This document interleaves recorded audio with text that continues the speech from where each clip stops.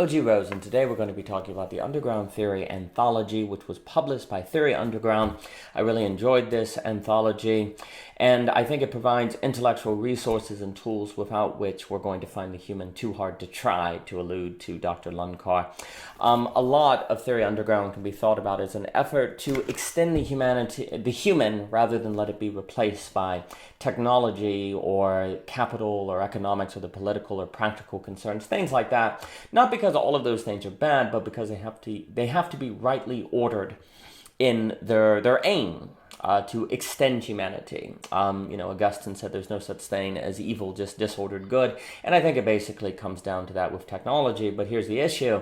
It is not self-evident what that order is. It is not self-evident what the proper dynamics of technology are. It is not self-evident what the proper relation with the economy is, which makes me think of Ivan Illich and the challenge that Illich presents us with. And Ivan Illich is someone who is talked about often at Theory Underground. I found this anthology extremely captivating. I found every single essay had something important to say. I would suggest picking it up today. And ultimately, to save the human, in my opinion, requires us to save the social, which I contrast with the system, to just speak very generally. The social is that of which requires human interaction and human conversation, coordination, whereas the system is that which works even if simply by programming. It doesn't require the human to work. And the glory of a system is that it doesn't require the human to work. But the danger of the system is that it doesn't require the human to work. It's a double-edged sword.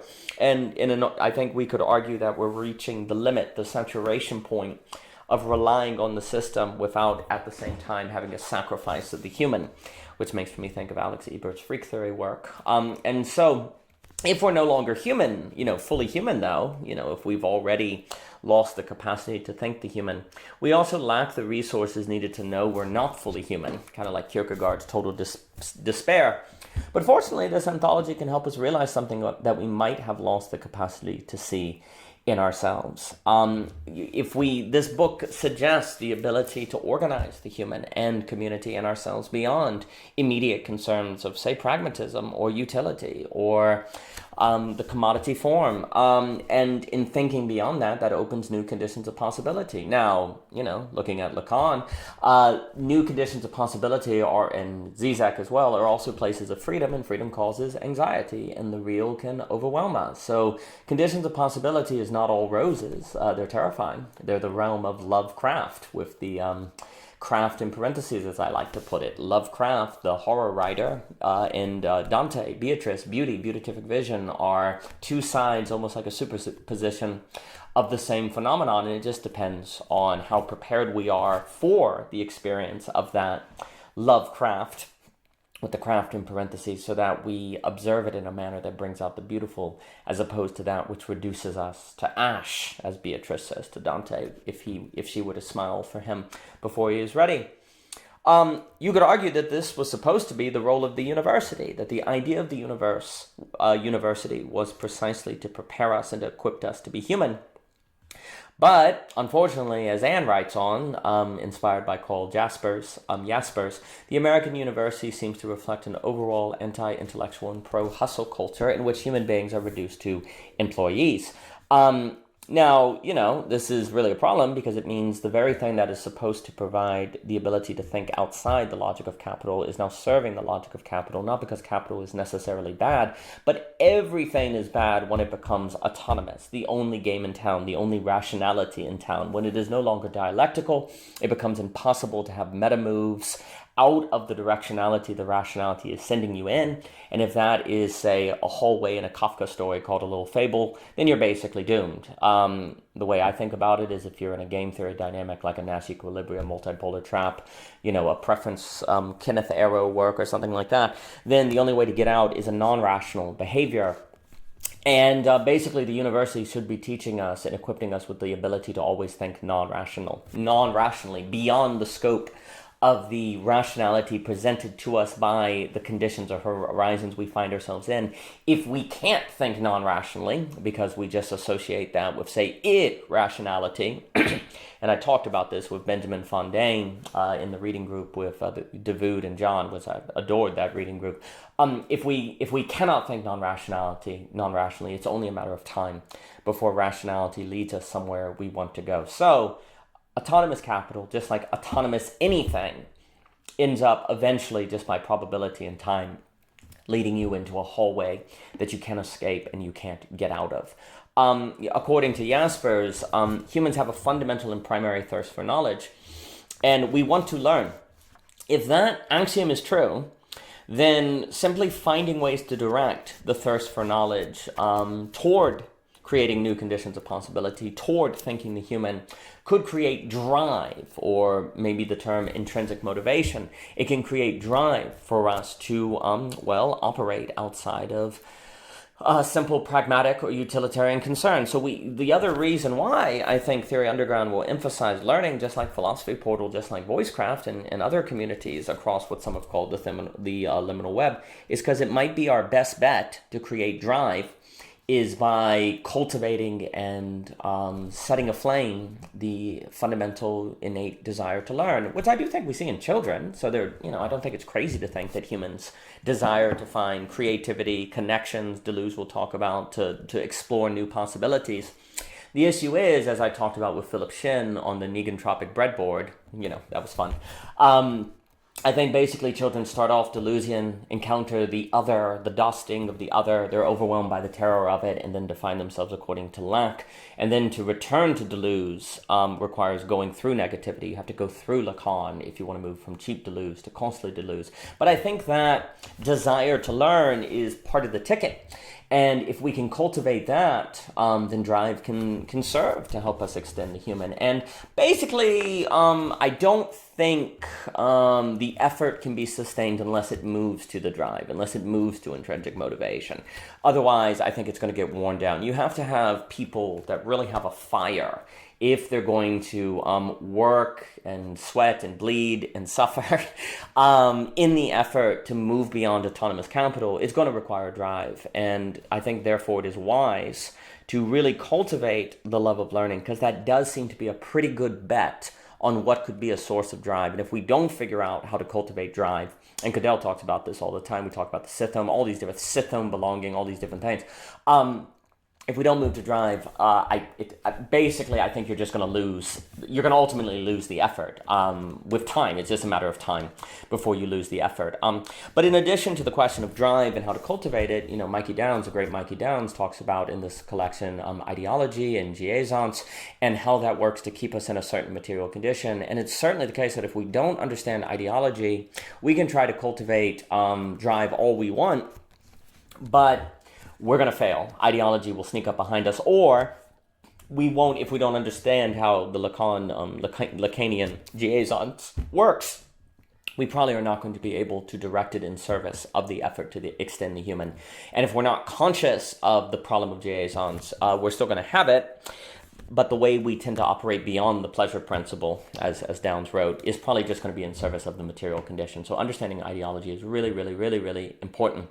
I like also where Downs wrote, it is not enough for the left today to expose how capitalist ideology in the capitalist mode of production it celebrates is undermining our material interests. A contemporary left critique must also attend to the psychic rewards it offers us. I think this cannot be overstated. I think it is a perpetual mistake of the left, like that book, What is Kansas Thinking or whatever, where they're like, how can all these Republicans keep voting against their self-interest?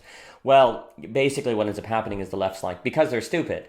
That's not the route. You need psychoanalysis. You need to work into the psyche. But then, of course, like the left itself, I think it's a high off of critique and critiquing the system. And there's a high that comes off of that because it's so enjoyable, it's really difficult to move to the work of construction or reconstruction, because that is hard and requires the real and figuring out how to work to people, which is not enjoyable. So jouissance can work on both sides of political division to upset possibilities of moving beyond the logic of capital. And then it just turns out that then both are assuming the metaphysics underneath the ideology that serves. ultimately capital, ultimately AI, as Nick Land says, and the replacement of the human being versus our extension. Michelle, if we're going to have any possibility of a production of subjectivity beyond what is immediate in our economic condition, then we're going to have to deal with these tensions. Mikhail put that very well. And I think Theory Underground is doing this work. I like also how Brian Weeks, a tremendous Ivanillic scholar, and I highly suggest his work in his class that he did at Theory Underground. I love this idea where he says, in the underground, knowledge is in the use of the thinking mind, not possessed. And the idea of that is we need to make ourselves spaces in which thought unfolds versus try to master thought. We need to be the kind of beings that lets thought run its course. Like thought is a plant and we are the soil. We don't control the plant without killing it. We simply work to be the soil in which the plant can grow. And that's a very different emphasis. And we can't do that, though, in institutional education structures that require quantification, that require marks. You can't be that space in which thought unfolds itself. I think so much of life is a question of how you train your mind to wait, how you habituate your mind, like an architect or facilitator or designer. How do you train your mind to wait? I think technology trains us to wait for the ping. I think we have to train ourselves, train our minds so that it is naturally, without us thinking about it, waiting for the unfolding of thought, for the unfolding of the thing within us. If we do not do, and there's something about the human that is this possible space, this zone of an unfolding of thought, an unfolding of things, which the thought is not like some sort of mysterious spirit we have no control of. It is a unpredictable, creative conglomeration of all the experiences, things we've read, conversations we've had, the things we've put in us, or that of which can surprise us in how they come out if we are a space that allows their unfolding. So there's a lot of work for us to do, but then funny enough, we have to do a lot of work to, in a sense, negate effectively our desire to control our thought. You have to do a whole lot of work to let go. And I think that gets to the Heideggerian letting that Thomas Wynne will talk about, the clearing that, and Dave mentions Heidegger all the time. I think Heidegger is getting at that, but it is found precisely in we being the clearing of ourselves that is only possible by putting us a lot of things in us to clear away. An empty space is not the same as a cleared space. A cleared space takes a lot of work, but also a certain humility to let go, and the institutions won't allow that. And in so doing, we end up with the stuff that Cadell talks about in his essay, where, you imagine you're going to find this magical philosophical symposium, and all you find is they're talking about the frickin' devastating reel of bureaucratic social games and general indifference to the intellectual ideas external to defensively guarded disciplinary containers. That was amazing. I think we see that all the time, and I think that spreads up the chain of institutional logic, kind of Marcise Olson and all of this stuff, where institutions get a life of their own and they operate according to their own logic. And we need institutions, following Mary Douglas, to have authoritative categories in her book, How Institutions Think. But precisely in the fact that they work, they can overfit. And once they overfit, we're in huge trouble. We won't be in those conditions prepared for the work of doing what, as Philip Shin put it, a community must confront its point of impossibility, communion. Communion is you can look at it as unmediated interaction. It's too hard for us, and we're not prepared for it if we're always trying to quantify everything. I think encountering the face in the Levinas sense of the other requires a certain... Well, you've done the work to be a space of unfolding. If you haven't done that work, then the surprise of the other will seem like a threat to your quantification, as opposed to something that could inspire out of you and feed that inner unfolding. So we have to face the face of the other, but that's quite difficult. But if we don't do it, the consequences can be dire. So I love what Shin was saying there. And hey, that means we need, and also if the whole body thinks, as Seth Dillenbeck puts it, the body that moves, the move with Seth. If the whole body thinks, then stuff like fitness, as the Solitariat talks about, is really important. Like we don't simply make our brain nutritious by reading Hegel. Our brain thinks with our bodies, so having a good diet is also part of the game, and I think that's really important to take seriously. And also too, like I really appreciate when Dr. Samuel Lunkar is talking about this idea that literacy invites a new relationship to forgetting. And there's this notion that books allow us to forget and have a more flexible thinking, a more creative thinking. And the profound idea that I thought was very interesting is the idea that because of books, we can interact in a more creative way, in a more human way. And yet, literacy precisely tends to replace interaction with the book. And yet, because of the book, there's a new quality of human interaction that's possible. So, it's like clearing again. It's like because of books, we can leave books behind, which is different from never having books before, which means we as human beings can interact with a new quality of subjectivity that is thanks to the technology of literacy that has given us a new relation to forgetting. From Plato's there's the famous idea that writing will destroy memory, because we can write everything down. And that's a kind of tragedy. It's a kind of trade-off. There's things that we benefit from not having to remember everything. But that comes out in the face-to-face interaction. This is the point. The benefits of writing come out in the encounter, not in the writing so much.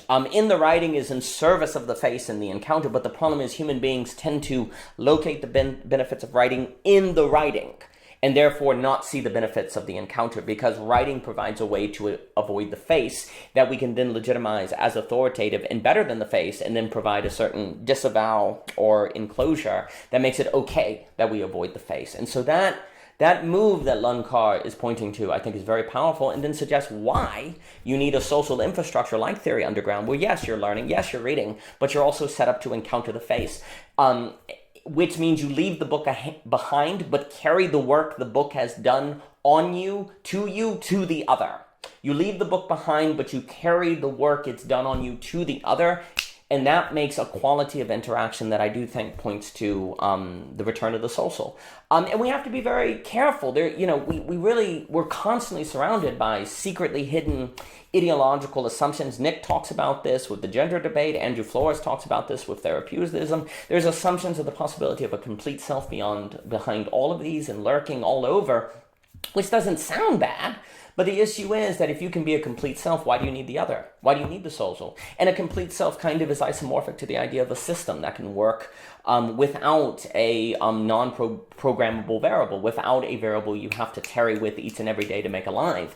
The idea of a complete self, which, sounds good because an incomplete self sounds nihilistic. Well, the incomplete self is also the self open to the other. I is other, spirit is a bone, like that I like to associate with Hegel. The incomplete self does not mean the captivation of the social is not possible. The way I like to think about it is, sure, we can't have a complete self, but that's precisely why you can have the quality of experience of a captivating, self-forgetful social that has this emergent life of its own beyond the individual, precisely is thanks to the incompletion of the individual. But, if we're subconsciously operating according to metaphysics that are lurking behind our economy, metaphysics, gender debate, and so on and so forth, even if we say we believe in the incomplete self, we actually could be thoughtlessly habituated to be toward it, which will threaten our efforts of the social without even realizing it. There's always a structuring principle that covers the void, as Michael Gray puts it, which both prevents us access to the real and its constitutive impetus for the symbolic fiction in the first place. The symbolic order is the always presupposed ground zero for which the real is in its imminent dialectical effect, and we're obviously talking about Zizek here, but the idea is no one can encounter the real straight on. It will destroy you. So you require a symbolic. The question is simply, what is the quality of that symbolic going to be that acts as a certain filtration system for the encounter of the real? Is the symbolic going to be a way to disavow the real, to avoid it forever? Or is it going to be a way to orbit the real effectively so that the quality of our interaction of it is more one of beatific vision, Dante, than Lovecraft, that reduces us to ash? Well, the only way we're going to orbit the real properly and well is if, one, we are open to the other, if we have a social, and the social versus the system becomes the structuring principle that covers the void,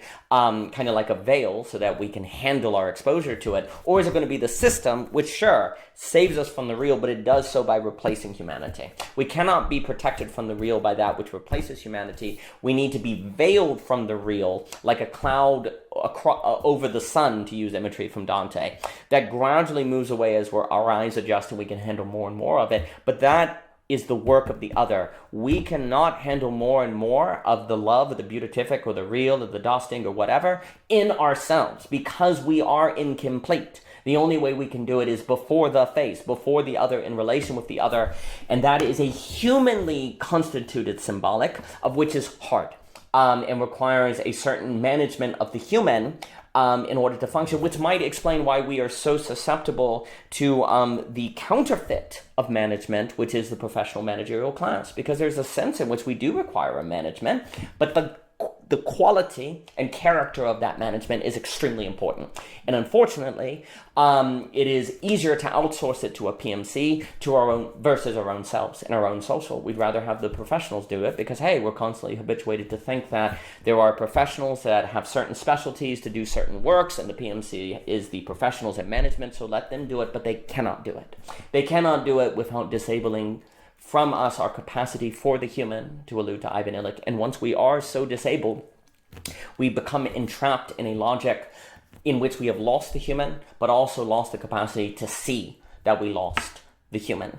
And for those who realize all of this, I really do like what David says, McKerracher, when he says that we need to move to thinking in terms of radical responsibility, not left, not right, but really focus on radical responsibility. If we take all of this seriously, then our relationship to it should not be looking for a label by which to identify ourselves as somebody who thinks this way, but instead really more so align with a spirit of radical responsibility. And as David puts it, those who want to change the world are more responsible for what they believe and how they go about it. If we want to change the conditions of possibility because we believe it's necessary today, because we want to regain time energy, because we think pluralism is destroying us, whatever it is, if that is the case, then there is a radical responsibility we must take on and be diligent and nimble and thoughtful and prudent in how we think and how we interact and how we treat the face, how we treat the other. This is the work that we need to do, and I think it is basically an effort of rethinking some of the most basic premises of emancipatory politics, as Tony talked about at one time. I love his work on the Cultural Revolution and Maoism. It's tremendous work. If we do not do this work of thinking that our moment calls for, then we will not extend humanity. It will be replaced. The choice is ours, and we have to make that choice now.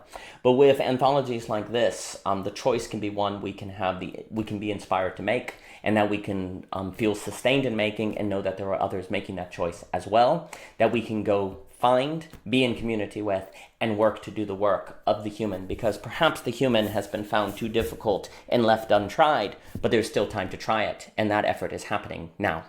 For more by Theory Underground, please visit the Theory Underground YouTube page, channel, pick up the book, cannot suggest it enough. And again, thank you so much, Theory Underground, for what you're doing, and for everyone listening, thank you so much for your time.